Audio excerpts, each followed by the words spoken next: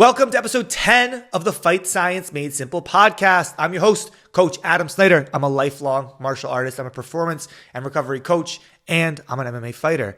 And I'm excited. Today's episode is a really important one. We're talking about the lactic system.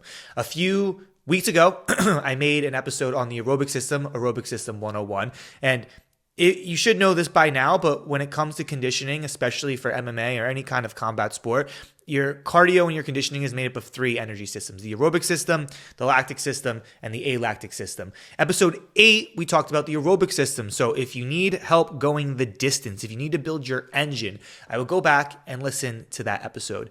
In today's episode, we're talking about the next energy system, the lactic system. Everything that you need to know about lactic conditioning for combat sports. We're going to talk about what it is. We're going to talk about why it's important. We're going to talk about misconceptions, and we're going to talk about how you can start training the lactic system today. So strap in. I hope you're excited for it. If you're new to the podcast, welcome. I do new episodes every single Monday where I break down fight science, like the title of the podcast suggests, Fight Science Made Simple. We talk about strength and conditioning, nutrition, recovery, mindset, all specific to combat sports: MMA, kickboxing, jiu-jitsu, Muay Thai, wrestling, you name it. We help them all. We work with all of them.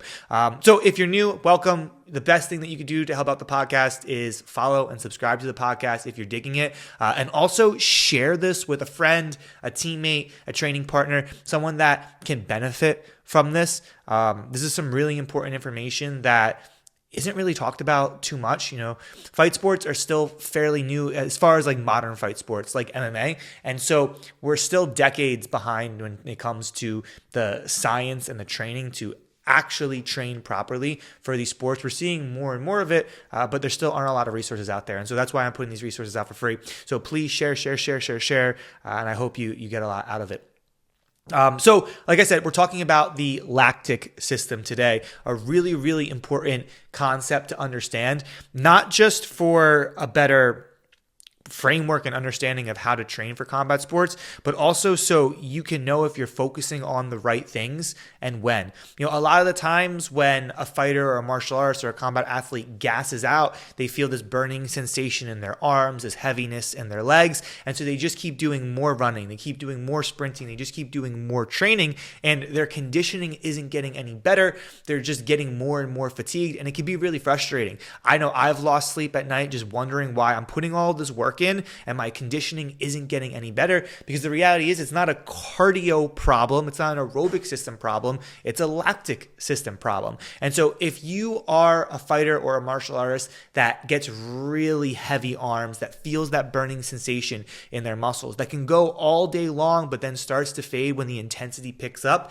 this episode is going to be so helpful for you. It's going to be a step-by-step guide. The lactic system is what we call an anaerobic energy system. This simply means that energy is produced without oxygen, okay?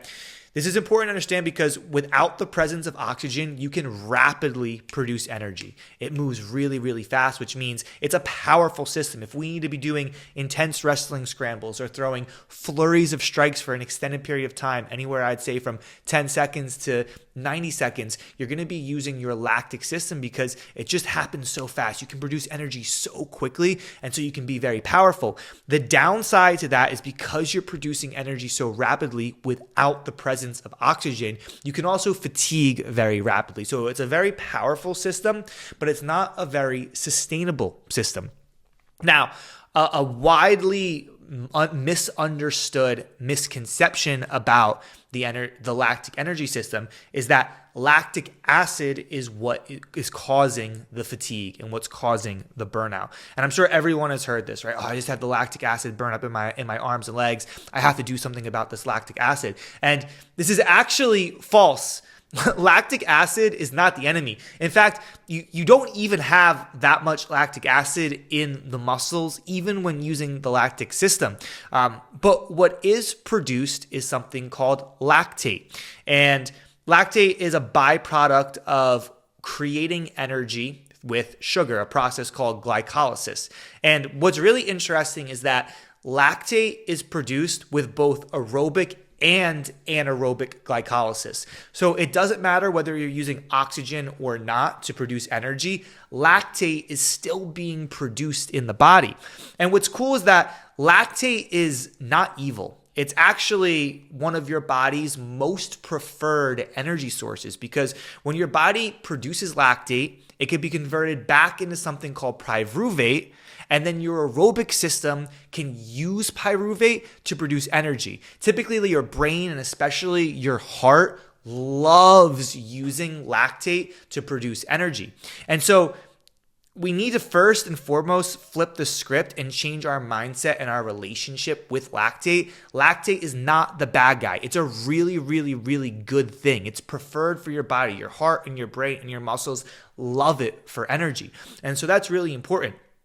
I think the reason lactate has gotten such a bad rap when it comes to gassing out in your anaerobic lactic energy system is because as you start to use your lactic system more and we shift from the phase of primarily getting energy from the aerobic system to primarily getting energy from the anaerobic lactic system, is that more lactate is going to be present. And the reason this happens is because let's say you're doing something aerobically and then you're doing something anaerobically with your lactic system. The same amount of lactate may be produced, but if you remember, we just talked about it, your aerobic system loves to use lactate for energy. So as you're primarily using your aerobic system, lactate is being produced, but then your aerobic system is just recycling that lactate and using it for more energy. And so the total accumulation or amount of lactate present when doing any form of aerobic conditioning or aerobic work is going to be lower.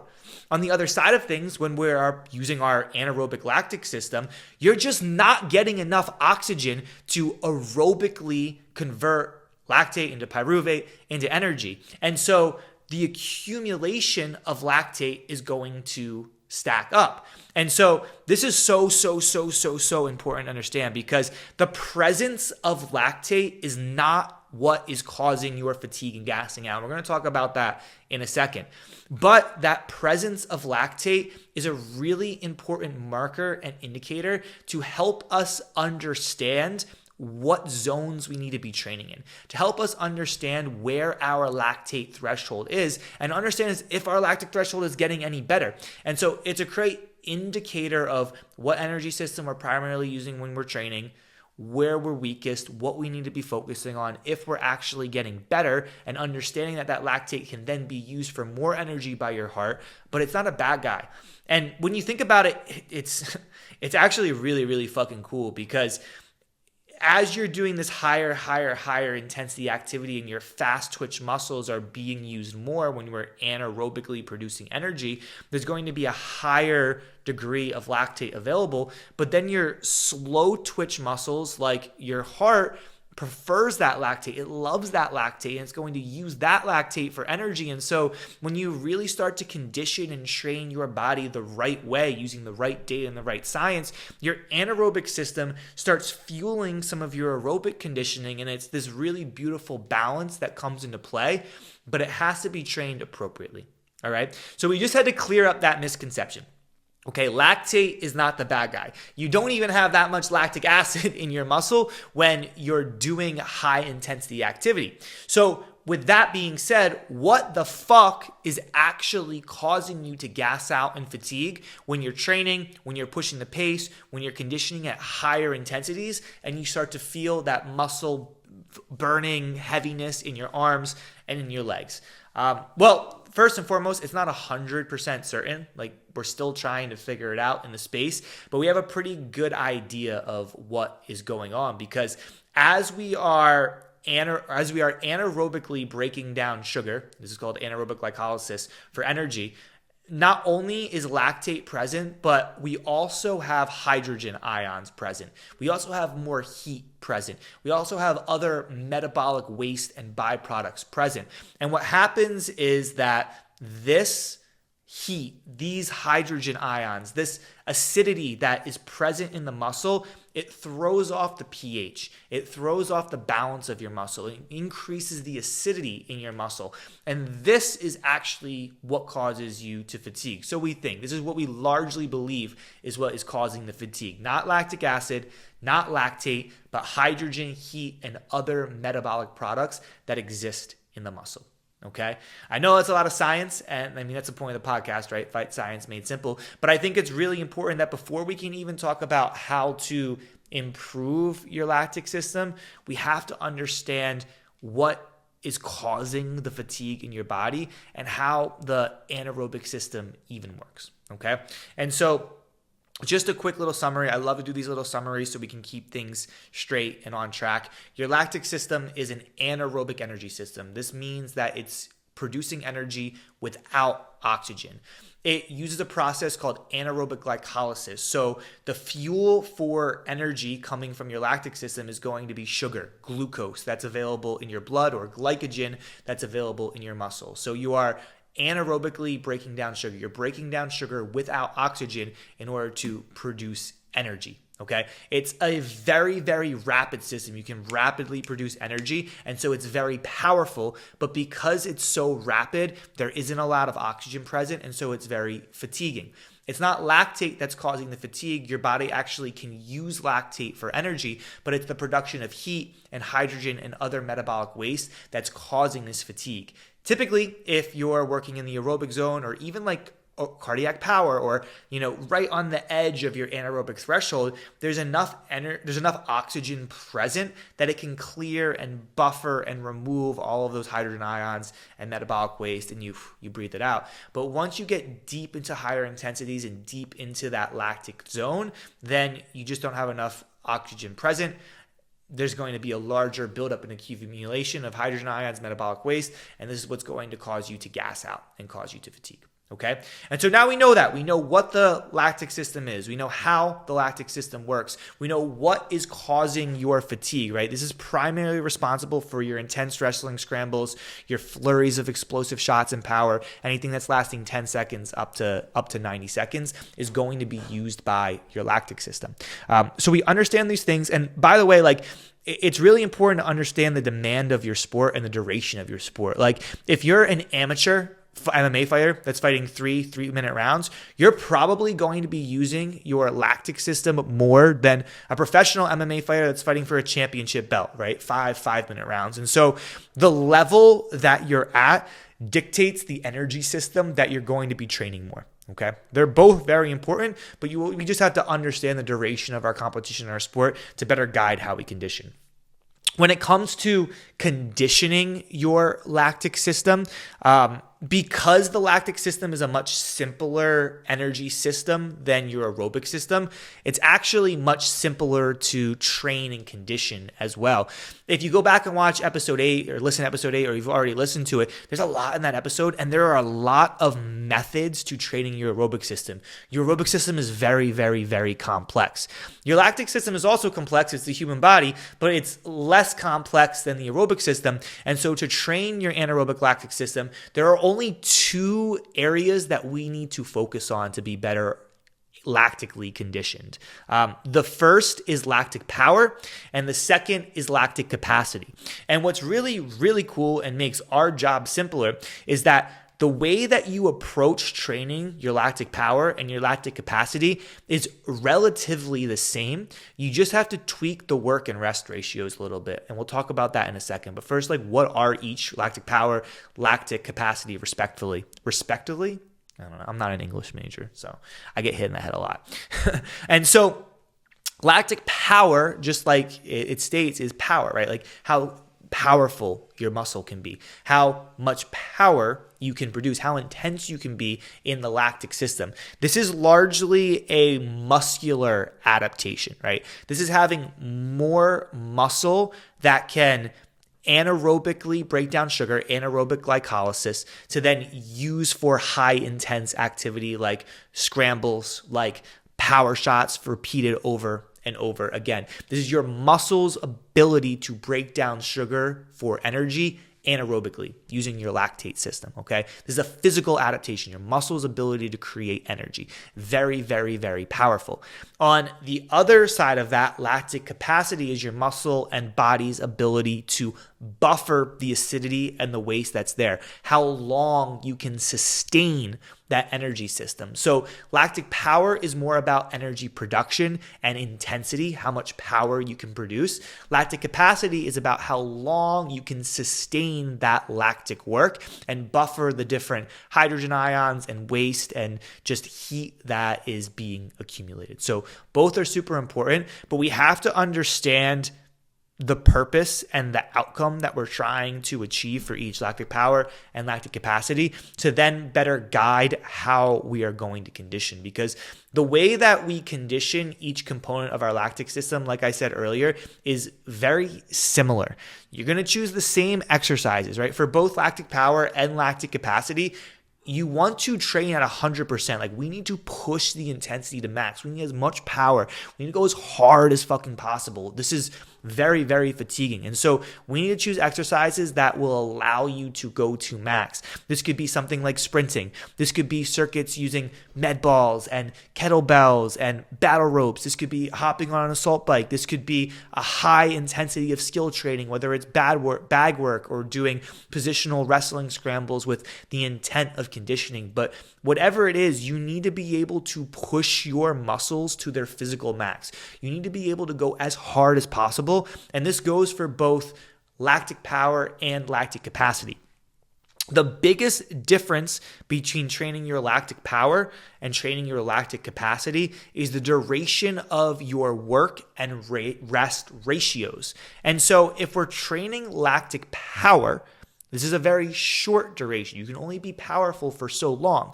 And so your work intervals are going to be shorter and your rest intervals are going to be longer. Your work intervals can be anywhere from like 20 to 40 seconds, and your rest intervals are going to be anywhere from 1 to 3 minutes. On the lactic capacity side of things, it's the inverse, right? Because we're working on our capacity, how long we can sustain the lactic energy system.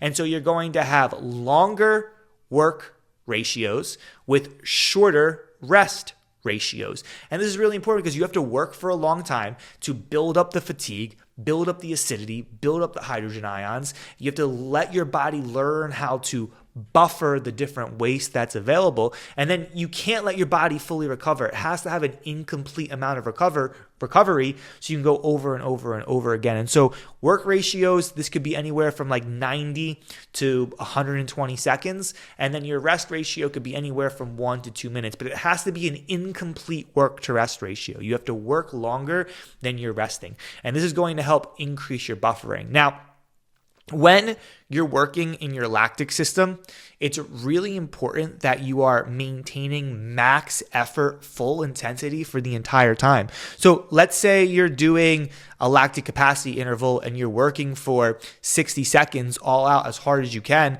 If you are not able to sustain maximal output, if you're fading 30 seconds in, 45 seconds in, then you need to lower your work rate. You have to lower your work interval until you can sustain the same exact pace the entire time. Let's say you do it for 45 seconds and you crush it for a week, 2 weeks, and now it's getting easier. Add 5 seconds, add 10 seconds, but you want to work into the higher ranges of time in a way that you can sustain the same pace the entire time. If your pace is fading, if you can't go all out for that time, then you're going to need to cut back and work your way into that, which is really important. Okay, so you have your lactic power and you have your lactic capacity. I would train lactic power before training lactic capacity, so you build your muscles' ability to use the lactic system, produce energy, be very powerful, and then you increase how long you can sustain that for. Okay, so right now we have a really good understanding of what the lactic system is, why the lactic system is important, how to improve the lactic system, what's actually causing your fatigue, when you're using the lactic system. The final thing that we need to cover is when to train the lactic system, because this is really important. Typically with our clients, what we do is we train the lactic system in the off camp or the early stages of pre-camp. It's more of a general fitness or starting to shift into maybe a little bit more fight specific conditioning, but we do not train the lactic system in fight camp or even in the later stages of a pre-camp. And the reason for this is because lactic conditioning is so damn fatiguing. You're working your body to the max. You're working your muscles to failure. You're damaging your muscles. You're putting a lot of heat in there. You're teaching your body how to buffer that just shitty, heavy, burning fatigue. And as a result, you're going to feel muscle soreness. You're going to be sore for a day or two after doing this, and it might even impact your performance on the mat. And so the last thing that we need is to have extra fatigue, unnecessary fatigue in fight camp that could be taking away from your performance on the mat, that could be increasing your chances of injury, that could be degrading your confidence because you're not feeling good on the mat every single day. And so it's just not worth working the lactic system in fight camp. The other reason we don't work the lactic system in fight camp is because the adaptation, when you adapt in the anaerobic lactic system, the carryover, it lasts for a couple months, for a decent amount of time. So you can take a month, 2-3 months out of camp to build your lactic system. And then when you stop training the lactic system and maybe focus on the alactic system when you're in camp, you're not going to lose that adaptation. It's still going to be there. Where training something like the alactic system, which is your most powerful system, that carryover doesn't last very long. You could spend a couple months building your alactic system, and then in a month, your adaptation can degrade. And so what's cool is, like, we want to spend the fight camp focusing on the alactic system because it's not very fatiguing and you're maximizing your power going into the fight. And then we can take the off camp or the late stages of off camp or the early stages of pre-camp to really focus on the lactic system, because you can afford to have a little bit more fatigue because it's not going to be impacting how you're peaking for a fight. And what's cool about it is that the adaptation is going to last a little bit longer. Okay, so really, really important. Obviously, some important concepts to take into account are how you're structuring it around your skill training. The combat sport that you're training, like an MMA fighter, is going to be training very differently than a Muay Thai fighter, very differently than a grappler. So these things need to be taken into consideration. And then, as always, your recovery is key. You could do all the work in the world, but if you are not recovering adequately from that work, you are not going to get better. You are not going to grow. You are not going to get the adaptation that you're looking for. So you need to be sleeping 7 to 8 hours a night. You have to be prioritizing your sleep. You have to be eating the right foods in the right portions, timing your nutrition around your recovery and around your performance. We have entire podcasts on nutrition and recovery as well. And then your training has to be periodized and structured in an intelligent way. You have to know when your hard, light, and medium days are. Your lifts and your conditioning and your skill training all needs to work together, so you're not increasing your chances for injury. You're not randomly working on shit that you don't need to be working on, and you're making predictable improvements to your game. You know what you're doing is working. We are big believers in tracking data in order to do this. Data with your lifts, heart rate data for your conditioning, heart rate data for your recovery, because the numbers don't lie. It tells us if what we're doing is working or not, and it tells us what we need to be prioritizing for your training and your recovery. But it's so important. Too many guys and girls are just putting too much input with not enough output, putting in too much work and not getting the results that they're looking for. My job as a performance and recovery coach is to maximize your results, the best performance and the best recovery possible with the smallest input possible, okay? I want the most juice for the smallest squeeze, because if all you were doing was lifting and conditioning, we can fucking go balls to the wall. Obviously, recovery is important, but we can push it hard.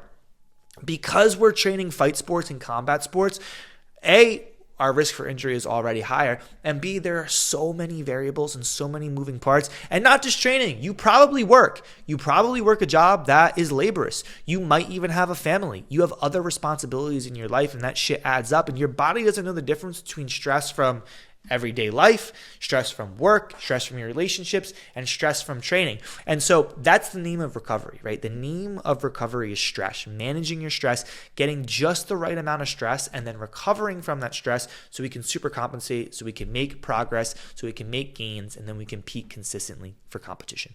Okay.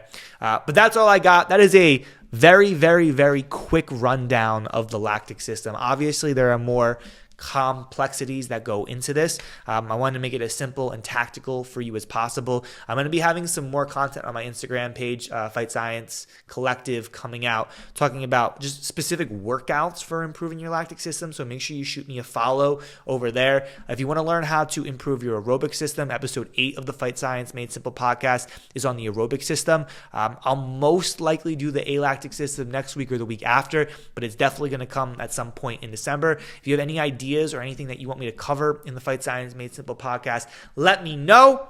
And until next time, I'll catch you later.